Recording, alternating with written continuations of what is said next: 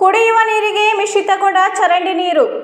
ಗಣಿನಗರಿ ಬಳ್ಳಾರಿಯ 7ನೇ ವಾರ್ಡ್ ಬಾಪೂಜಿ ನಗರದ ಕುರಿಕಮ್ಮೇಲ auto stand ಭಾಗದಲ್ಲಿ ಸುಮಾರು 500 ಮನೆಗಳಿಗೆ ಕುಡಿಯುವ ನೀರಿಗೆ ಚರಂಡಿ ನೀರು ಮಿಶ್ರಿತಗೊಂಡಿದ್ದು, ಈ ನೀರು ದುರ್ವಾಸನೆಯಿಂದ ಕೂಡಿದ್ದು ಕುಡಿಯಲು ಯೋಗ್ಯವಾಗಿಲ್ಲ ಎಂದು ಈ ಭಾಗದ ಜನರು ಬೀದಿಗಿಳಿದು ಪ್ರತಿಭಟನೆ ಮಾಡಿದ್ದಾರೆ.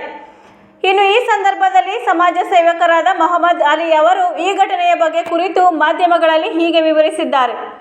ವರದಿಗಾರರು ಎಂಎಲ್ ವೆಂಕಟೇಶ್, ಪ್ರಧಾನ ಸಂಪಾದಕರು ಮೀಡಿಯಾ ನ್ಯೂಸ್ ಚಾನೆಲ್, ಬಳ್ಳಾರಿ.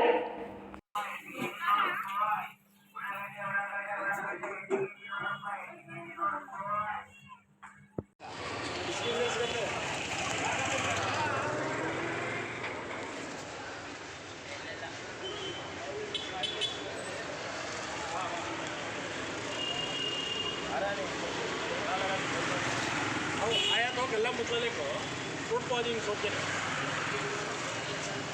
आया तो सब कूड़ा लगा दो.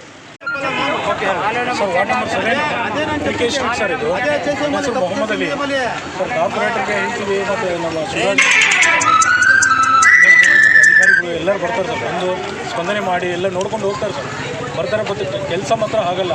ಮುಂದಿನ ದಿನಗಳೆಲ್ಲ ಆಗ್ತಕ್ಕಂಥ ಆಶ್ವಾಸನೆ ಕೊಡ್ತಾರೆ, ಬಂದು ನೋಡ್ಕೊಂಡು ಹೋಗ್ತಾರೆ ಸರ್. ಆದ್ರೂ ಕೆಲಸ ಆಗಲ್ಲ.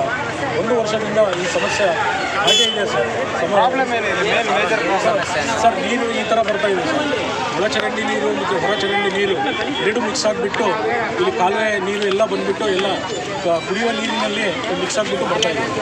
ಅದಕ್ಕೋಸ್ಕರ ಈ ಸಮಸ್ಯೆಯನ್ನು ಆದಷ್ಟು ಬೇಗ ಆಗಬೇಕಂತ ಮಾಧ್ಯಮ ಮುಖಾಂತರ ಹೇಳ್ತಾ ಇದ್ದೀವಿ ಸರ್.